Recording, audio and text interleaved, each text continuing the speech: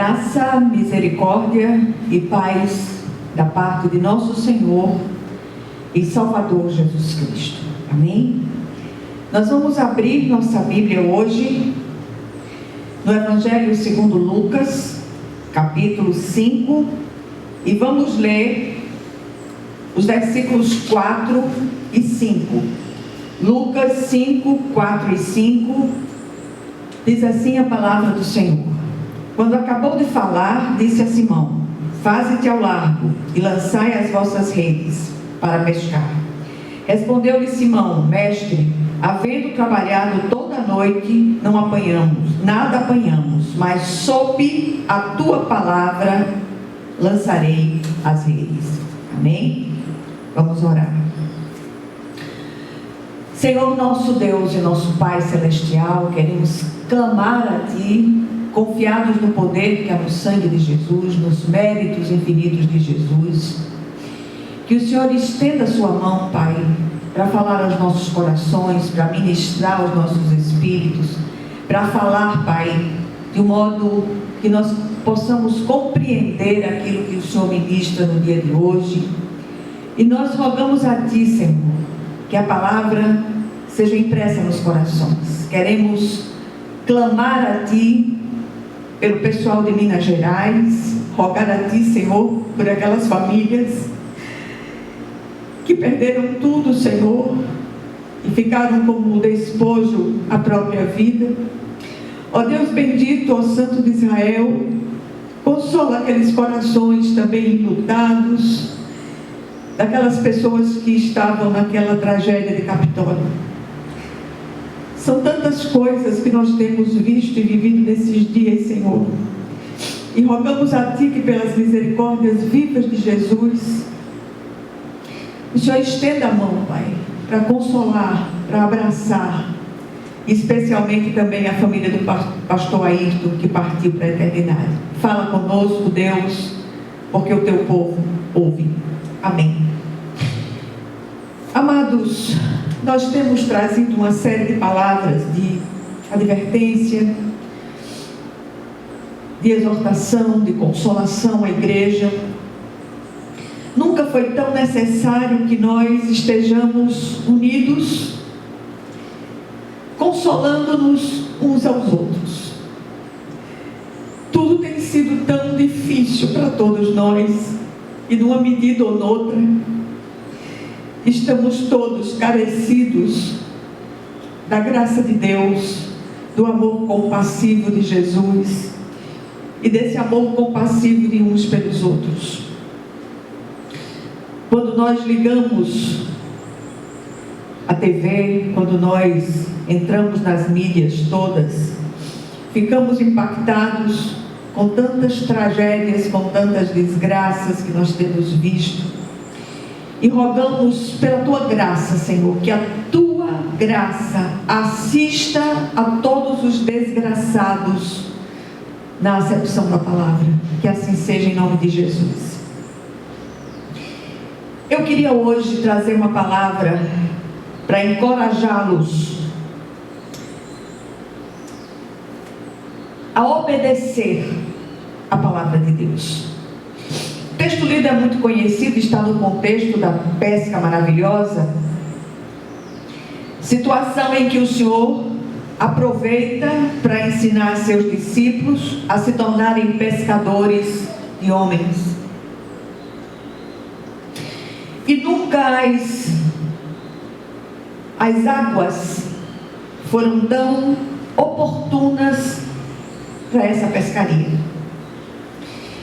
Há muitas aplicações desse episódio, mas eu gostaria de chamar a atenção para o resultado da obediência, que é sempre surpreendente. Este é sem dúvida um dos episódios bíblicos que toca meu coração de um modo especial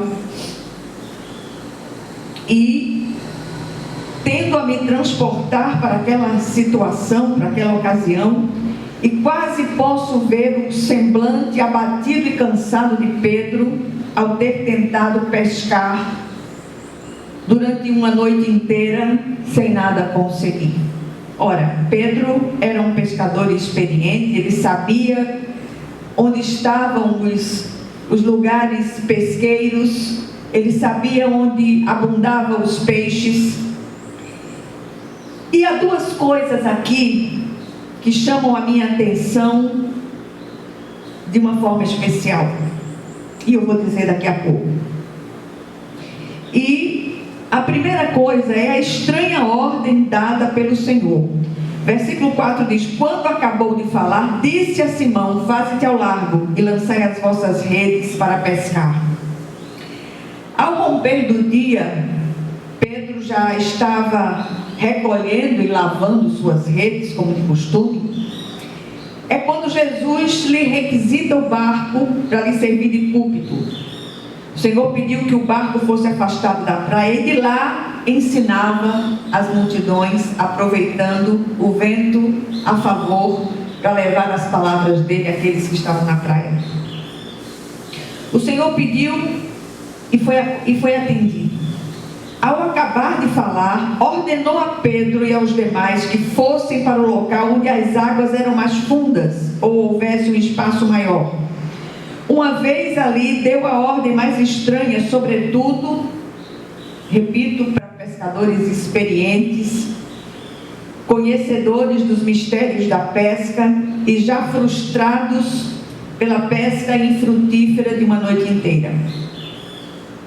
O mestre ordena a Pedro e aos demais que lancem as suas redes. Quantas vezes já estamos cansados ao ponto de desistir de tudo, e eis que ele surge e nos requisita para fazer algo.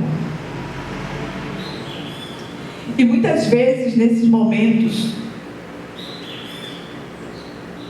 nós achamos que não vamos conseguir.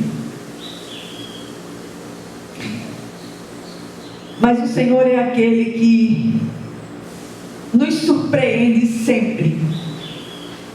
Eu vou contar uma história boba, aparentemente boba, que eu li hoje no relato, que um casal estava com um filho num restaurante e na outra mesa havia outra família, também com um menino.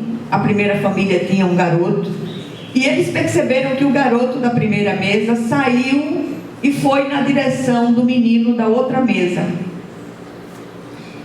E aí ele começou a tirar os tênis e ofereceu ao menino. Não que o outro estivesse descalço, não.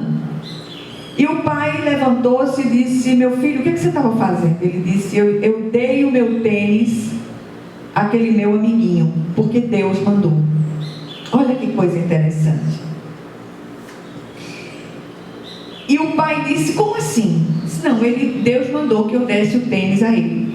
E aí o pai do outro garoto veio até a mesa e veio relatar o que tinha acontecido. O filho dele tinha ganho aquele tênis do amigo que acabaram de conhecer, do amiguinho.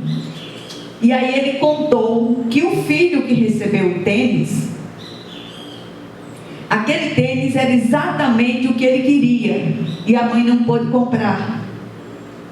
E a mãe disse a ele: Deus vai mandar para você. Eu fico muito impressionada com esses agires de Deus, com essas situações que nós achamos aparentemente bobas. Se Deus se preocupa em atender o desejo de uma criança, se Deus se preocupa em alimentar e dessedentar as aves do campo, o que não fará com todo aquele que nele crê? Muito bem. A segunda coisa que me chama a atenção aqui no texto foi a retrucação e a obediência de Pedro diante daquela situação tão inusitada. No versículo 5, Pedro respondeu: mestre, havendo trabalhado toda a noite, nada apanhamos, mas sob a tua palavra lançarei as redes. Hoje eu estou chorona, perdão. E eu queria que você, sob esta palavra viva de Deus, lance as suas redes. Mesmo que você não tenha conseguido nada até hoje, lance suas redes debaixo do poder vivo da palavra de Deus. Como assim? Aquilo não fazia sentido. Pedro retruca, mas obedece e diz a razão da sua obediência: mas sob a tua palavra lançarei as redes. É exatamente aqui que o relato chama a minha atenção de um modo mais especial. Quantas vezes recebemos uma ordem do Senhor para fazer algo que para nós não tem sentido algum? Há muitos anos atrás, eu fui fazer uma mamografia, não, uma densitometria óssea. E quando eu cheguei, a atendente me colocou naquela mesa de exame, preparou o aparelho, e aquilo veio muito forte ao meu coração, na forma de um pensamento. Eu não ouvi voz de trovão, nada disso, mas aquilo veio muito forte: ora por ela, ela está precisando, pela atendente. E eu retruquei, eu em pensamento também retruquei, disse: Senhor, ela vai pensar que eu sou doida, eu vim fazer um exame, eu vou orar por essa moça. Aí comecei a orar em pensamento, mentalmente. Aí aquele pensamento me ocorreu outra vez: disse, não, ora por ela, com ela. Aí terminou o exame. Quando terminou o exame, eu disse: minha filha, olha, eu entrei aqui e senti uma vontade enorme de orar por você. Você permite? Ela disse: eu estou precisando demais. Aí a moça caiu no choro. Aí comecei a orar por ela, orei. Falei generalidades, porque ela não desceu ao detalhe a respeito da necessidade dela. Mas é assim, muitas vezes o Senhor nos dá ordens que parecem estranhas. Você pode até retrucar, mas obedeça. E descobrimos aqui que nem sempre obedecer ao Senhor é algo lógico, racional. Às vezes a circunstância adversa que requer obediência nos obriga a andar no sobrenatural de Deus, contrariando toda a lógica humana. Coitados dos muito racionais. Como experientes pescadores, depois de tentar pescar durante toda a noite em lugares propícios, sem conseguir nada e já cansados com as suas redes lavadas, lançariam as redes em águas inadequadas? Pedro descobriu o segredo da obediência: agir sob o comando da palavra viva do Senhor. Assim como a fé é alicerçada sobre a rocha, a obediência é exercitada sob a palavra de Deus. Meu marido costuma dizer que manda quem pode, obedece quem tem juízo. Ele está certíssimo. Pedro obedeceu àquele que tem toda a autoridade para mandar, sem se importar com a falta de lógica da ordem recebida. Sob a ordem do Senhor, as redes foram lançadas e a pesca foi tão surpreendente ao ponto das redes se romperem. Aqueles experientes pescadores lançaram as suas redes e o milagre aconteceu. Muitas vezes você está num lugar que parece águas inadequadas para uma pescaria de pessoas, mas é exatamente ali que o Senhor vai agir. No meio daqueles amigos que são tão avessos à palavra, no meio daquelas pessoas que andam de forma contrária à vontade de Deus, os menos merecedores são os mais necessitados. Então preste atenção, porque se o Senhor colocou você num lugar inadequado, é ali que você vai pescar. Sob a palavra de Deus, lance as redes, que você vai se surpreender com a pescaria. O que nós aprendemos aqui? Primeiro, atentemos para as ordens do Mestre, por mais absurdas que elas possam parecer. As nossas racionalidades. Segundo lugar, retruquemos se preciso, mas obedeçamos. Terceiro, quem sabe se não é isto que está faltando em nós, lançar as redes da obediência sob a palavra do Senhor em águas inadequadas. Quarto, não permitamos que o não faz sentido atrapalhe a nossa pescaria. Se Ele nos mandou, simplesmente obedeçamos e lancemos as nossas redes, porque o mais Ele fará. E em quinto lugar, a obediência ao Senhor sempre surpreende. O resultado podemos ver nos versículos 6 e 7, que dizem o seguinte: quando pegaram tal quantidade de peixe, que as redes começaram a rasgar-se. Então fizeram sinais aos seus companheiros do outro barco, para que viessem ajudá-lo. E eles vieram e encheram ambos os barcos, a ponto de quase começarem a afundar. A obediência ao Senhor habilitou aqueles homens a se tornarem pescadores de homens. Que assim seja, em nome de Jesus. Amém.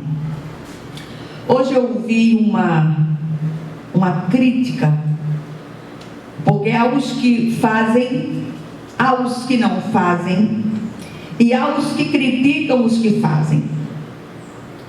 Quando o Senhor me chamou para o ministério, eu fiquei muito surpresa. E eu resisti por 9 meses. Foi um tempo de dores, de angústias profundas, eu vindo de uma formação que não admitia que mulher pregasse, que mulher pastoreasse. E de repente o Senhor começou a me surpreender com palavras, com visões, com sonhos. E um dia eu estava aqui pregando e uma moça jovem, ela entrou na igreja, aparentava ser alguém talvez da Assembleia de Deus, não sei quem é aquela moça, não sei o nome daquela moça. E aquela moça entrou, sentou momentaneamente nesse banco da frente, e eu arrumando as coisas, e ela se levantou, disse: posso falar com a senhora? Eu disse: pode. Ela disse: não duvide do seu chamado. Digam o que disserem. O Senhor está lhe chamando para o ministério. Eu agradeci. Ela saiu, não ficou para a reunião de oração. Dias depois, eu sonho com a minha Bíblia aqui em cima do púlpito, os meus óculos em cima da Bíblia, e eu vestida com um vestido antigo meu, que tinha a gola alta, só que naquele vestido tinha um colarinho clerical. E eu resistindo de todas as maneiras aquele chamado, até que eu fui nocauteada pelo Senhor e me rendi à sua vontade soberana. Ouço tantas críticas, e no dia da minha ordenação, que eu não ia ser ordenada naquele dia, a ordenação era para Malta, e eu estava ali, e de repente um pastor presbiteriano disse: você tem um chamado e você vai ser ordenada.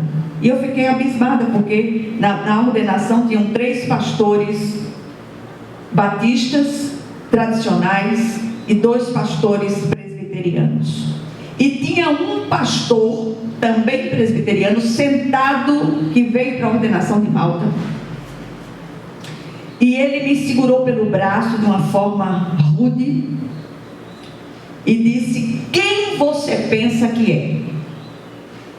Vá fazer qualquer coisa na igreja, menos pregar a palavra.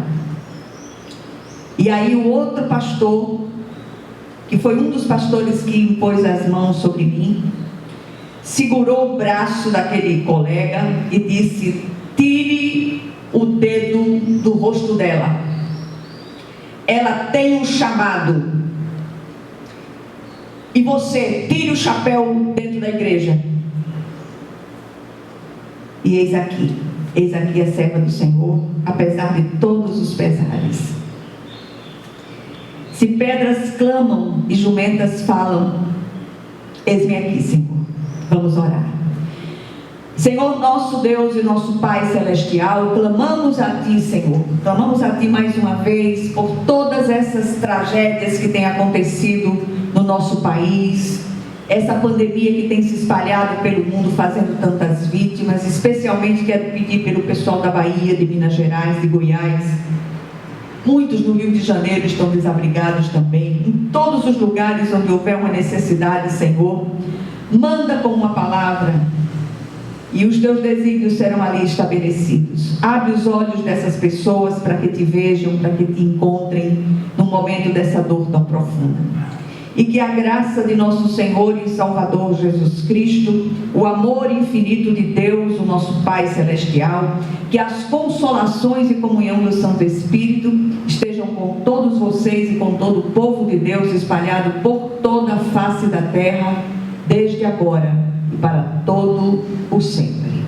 Amém, amém e amém. Que Deus os abençoe ricamente.